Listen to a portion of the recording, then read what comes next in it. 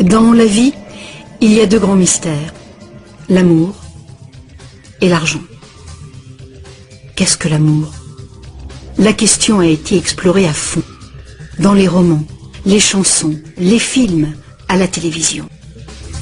Mais pas la question, qu'est-ce que l'argent?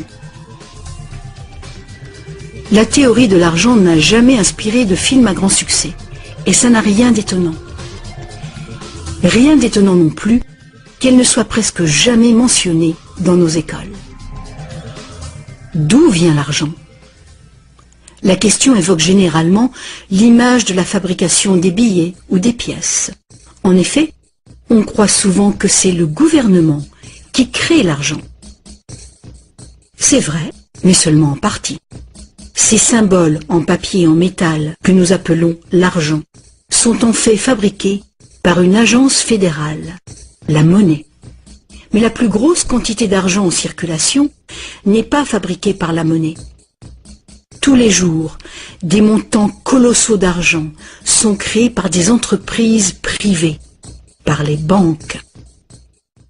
On croit souvent que les banques prêtent l'argent, que les déposants leur ont confié. Mais pas du tout. En fait, les banques créent l'argent qu'elles prêtent, pas à partir de leurs bénéfices, ni à partir de l'argent déposé, mais directement à partir des promesses de remboursement faites par les emprunteurs. La signature d'un emprunteur l'engage à payer le montant de son emprunt plus des intérêts. Sinon, il perd la maison, la voiture ou tout autre bien qu'il a acheté. C'est une très lourde obligation pour l'emprunteur. En contrepartie, que fait la banque? Elle crée le prêt par un tour de passe-passe. Elle l'inscrit au compte de l'emprunteur. Ça vous semble un peu exagéré? Impossible, direz-vous? Voyons un peu comment ce miracle bancaire se produit.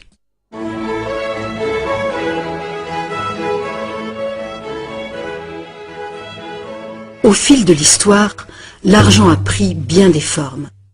Il fallait simplement que l'argent soit portable et qu'un nombre suffisant de gens soient confiants de pouvoir l'échanger contre des choses de valeur bien réelles, comme de la nourriture, des vêtements ou une maison. L'argent a pris la forme de fèves de cacao, de coquillages, de pierres et même de plumes. L'or et l'argent étaient des métaux attrayants, faciles à travailler. Certaines cultures sont devenues expertes dans ce travail. En frappant des pièces de monnaie, unité standard dont le poids et la pureté étaient certifiés, les orfèvres ont facilité le commerce. Bien vite, pour protéger tout son or, l'orfèvre a eu besoin d'une chambre forte. Les villageois sont venus frapper à sa porte. Ils voulaient louer un peu de place dans cette chambre forte pour garder leur or et leurs objets de valeur bien en sécurité. L'orfèvre a fini par louer tout son espace dans sa chambre forte. La location lui a rapporté un petit bénéfice. Les années sont passées et notre orfèvre a constaté une chose fort importante. Les déposants venaient rarement chercher leurs pièces d'or et ils ne venaient jamais tous en même temps. Il faut dire que les reçus faits par l'orfèvre étaient utilisés sur le marché comme s'ils étaient véritablement l'or qu'ils représentaient. Cet argent papier était plus pratique que les lourdes pièces et les montants pouvaient tout simplement être écrits au lieu d'être comptés laborieusement. Entre-temps, l'orfèvre a commencé une autre affaire. Il s'est mis à prêter son or en demandant des intérêts.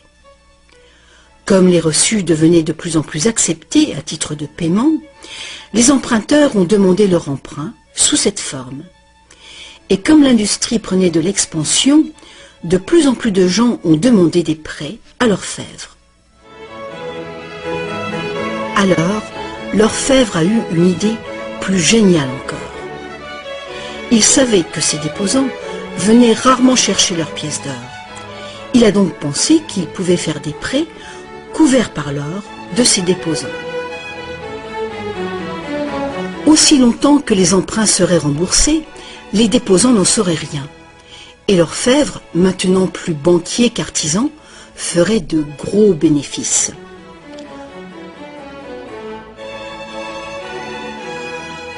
Pendant des années, en secret, l'orfèvre a tiré de bons revenus des intérêts sur les dépôts de ses clients.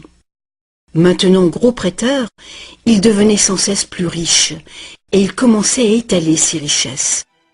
Les gens l'ont alors soupçonné de dépenser l'argent de ses déposants. Ensemble, ils l'ont menacé de retirer tout leur or si l'orfèvre ne s'expliquait pas sur sa richesse si soudaine. Contrairement à ce qu'on pourrait croire, la situation n'a pas tourné au désastre pour l'orfèvre. Malgré sa duplicité, il a pu montrer que les déposants n'avaient rien perdu. L'or était toujours en sécurité dans la chambre forte. Au lieu de reprendre leur or, les déposants ont demandé à l'orfèvre, devenu leur banquier, de leur verser une partie des intérêts. C'est ainsi que les banques sont nées. Le banquier payait un taux d'intérêt bas sur les dépôts et il faisait payer un dépôt d'intérêt plus élevé sur les prêts. La différence couvrait les frais de fonctionnement et ses bénéfices. La logique du système était simple comme bonjour et semblait être un moyen raisonnable de satisfaire la demande de crédit. Mais les banques ne fonctionnent plus du tout comme ça. L'orfèvre banquier n'était pas du tout satisfait du revenu qui restait après le partage des bénéfices avec ses déposants. La demande de crédit augmentait rapidement, mais ses prêts restaient limités par le montant d'or dans la chambre forte. Alors, une idée plus géniale encore lui est venue à l'esprit.